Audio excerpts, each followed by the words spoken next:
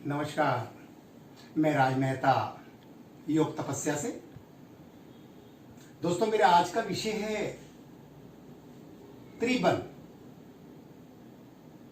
हम प्राणायाम करते हैं। प्राणायाम में किसी प्राणायाम में हम कोई बंध लगाते हैं, किसी प्राणायाम में कोई बंध लगाते हैं, किसी में त्रिबंध लगाते हैं।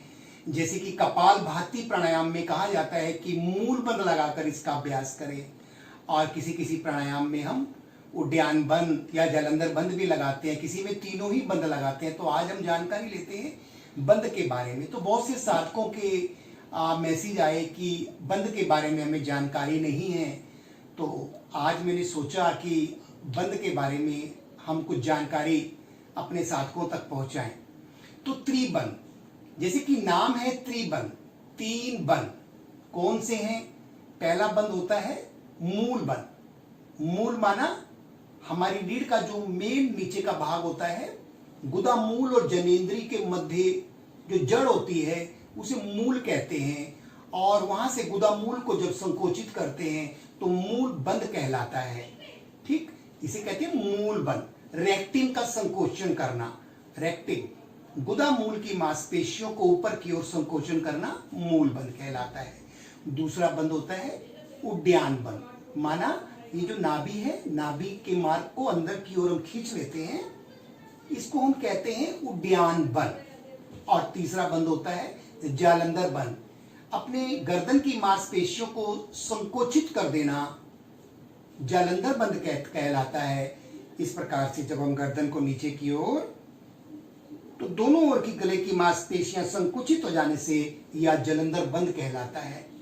तो अब भिन्न भिन्न प्राणायाम में हम, जिस प्रकार मैंने बताया कि हम कपालभाति प्राणायाम जब करते हैं तो मूल बंध लगाकर उस प्राणायाम को करने से, कपालभाति प्राणायाम का अभ्यास करने से बहुत उसका प्रभाव बहुत सुंदर ढंग से हमारे शरीर पर पड़ता है। इसी प्रकार जब हम उज्जयी प्राणायाम करते हैं, त्रिबंध लगा लेते हैं, उड्डयन बंध, जालंधर बंध और मूल बंध। तो इस प्राणायाम में जिस प्रकार बताया मैंने कि हम तीनों बंध लगाते हैं, तो बंध का हमारे शरीर पर बहुत सुंदर प्रभाव आता है। कहते हैं कि जब हम श्वास को भरकर बंध लगाना सीख जाएं, यानी कि श्वास को भरकर रोक लें, रोक कर मूल बंध, हल्का सा उड्डयन बंध और जालंधर बंध लगाकर रुके। इसी प्रकार जब हम श्वास को छोड़ते हैं, पुनः त्रिबंध लगाकर रुके। अगर इसकी 20-20 आवृत्तियां हम सुबह रोज करें, नित्य अभ्यास इसका, तो क्या होगा? हमारे जो शरीर की सातों प्राणिक ऊर्जा के केंद्र हैं, वहां प्राण ऊर्जा बहुत अच्छे ढंग से प्रभावित होती है। अभी हम बात कर रहे थे त्रिबंध की। त्रिबंध का अभ्यास हम जितना अधिक बढ़ाते चले जाएंगे, उतना अधिक प्राणवायु हमारे शरीर में अधिक संचय होगी। जैसा मैं अभी आपको थोड़ी देर पहले बता रहा था कि 10 मिनट सुबह कम से कम इसका अभ्यास किया जाए। आंतरिक कुंभक में त्रिबंध लगाकर रुकना, बाह्य कुंभक में त्रिबंध लगाकर रुकना। आंतरिक कुंभक के बारे में बता देते हैं। आंतरिक कुंभक मतलब श्वास को भरकर रोकना, और आंतरिक कुंभक में त्रिबंध लगाना मतलब श्वास को भरकर रोकना और फिर त्रिबंध लगा देना। इसी प्रकार बाह्य कुंभक मतलब श्वास को बाहर रोक लेना और त्रिबंध लगा देना। तो इस प्रकार बंध का जो क्रम है, हम पहले उड्डयन बंध लगाते हैं, नाभि को पिचकाते हैं, फिर जालंधर बंध लगाते हैं, अंत में मूल बंध लगाते हैं। तो ये आज का विषय था। त्रिबंध के साथ हम किस प्रकार से अपने शारीरिक और मानसिक क्षमताओं को बढ़ा सकते हैं।